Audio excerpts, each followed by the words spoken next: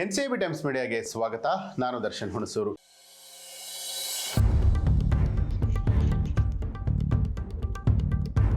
ಶಬರಿಮಲೆಯ ಮಕರ ಜ್ಯೋತಿಯನ್ನ ಕಾಣೋದಕ್ಕೆ ಹರಿದು ಬಂತು ಭಕ್ತ ಸಾಗರ. ಹೌದು, ಸಂಜೆ 6:43ಕ್ಕೆ ಮಕರ ಜ್ಯೋತಿಯನ್ನ ಅಯ್ಯಪ್ಪನ ಭಕ್ತರು ಕಣ್ತುಂಬಿಕೊಂಡರು. ಕೇರಳದ ಶಬರಿಮಲೆಯಲ್ಲಿ ಕಳೆದೊಂದು ದಿನದಿಂದ ಕಾದು ಕುಳಿತಿದ್ದಂತಹ ಲಕ್ಷಾಂತರ ಭಕ್ತರಿಗೆ ಮಕರ ಸಂಕ್ರಾಂತಿಯಂದು ಶಬರಿಮಲೆ ಅಯ್ಯಪ್ಪನ ದರ್ಶನ ಆಗಿದೆ. ಅದು ಕೂಡ ಮಕರ ಜ್ಯೋತಿಯ ರೂಪದಲ್ಲಿ. ಸಂಜೆ 6:43ರಿಂದ 6:46ರವರೆಗೆ ಜ್ಯೋತಿ ರೂಪದಲ್ಲಿ ಅಯ್ಯಪ್ಪನನ್ನ ಕಂಡು ದೇವಸ್ಥಾನದ ಬಳಿಯಲ್ಲಿ ನೆರೆದಿದ್ದ ಮಾಲಾಧಾರಿಗಳು ಪುನೀತರಾದರು. 2026ರ ವರ್ಷದ ಮೊದಲ ಹಬ್ಬ ಈ ಒಂದು ಮಕರ ಸಂಕ್ರಾಂತಿ. ಕರ್ನಾಟಕ ಸೇರಿದಂತೆ ಬೇರೆ ಬೇರೆ ಭಾಗದ ಮಾಲಾಧಾರಿಗಳು ಕೇರಳದ ಶಬರಿಮಲೆ ದೇವಸ್ಥಾನಕ್ಕೆ ತೆರಳಿದ್ರು. ಬುಧವಾರ ಬೆಳಗ್ಗೆಯಿಂದ ವಿಶೇಷ ಪೂಜೆಯಲ್ಲಿ ನಿರತರಾಗಿದ್ರು.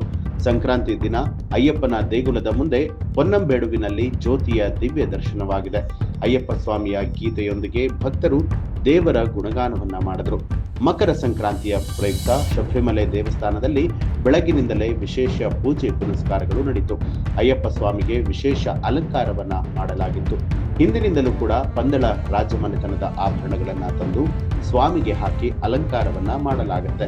ಅದನ್ನ ಈ ವರ್ಷವೂ ಕೂಡ ಮಾಡಿ ಲಕ್ಷಾಂತರ ಭಕ್ತಗಣದ ಸಮೂಹದಲ್ಲಿ ಧಾರ್ಮಿಕ ವಿಧಿವಿಧಾನಗಳನ್ನ ನೆರವೇರಿಸಿ ಮಂಗಳಾರತಿಯನ್ನ ಮಾಡಲಾಯಿತು. ನಂತರ ಸಂಜೆ ವಿಶೇಷ ಪೂಜೆ ನಡೆದ ಬೆನ್ನಲ್ಲೇ ಪೊನ್ನಂಬೇಡುವಿನಲ್ಲಿ ಜ್ಯೋತಿ ಕೂಡ ಕಾಣಿಸಿಕೊಂಡಿದೆ. ಶಬರಿಮಲೆ ದೇವಸ್ಥಾನದಲ್ಲಿ ಈ ವರ್ಷ ಜನದಟ್ಟಣೆ ಹೆಚ್ಚಾಗುವಂತಹ ನಿರೀಕ್ಷೆ ಇತ್ತು.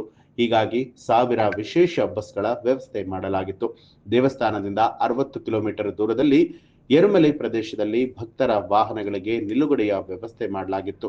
ಅಲ್ಲಿಂದ ಭಕ್ತರು ಕೇರಳ ಸರ್ಕಾರ ನಿಯೋಜನೆ ಮಾಡಿದ್ದ ಬಸ್ಗಳಲ್ಲಿ ಗಿರಿಗೆ ತೆರಳಬೇಕಾಗಿತ್ತು.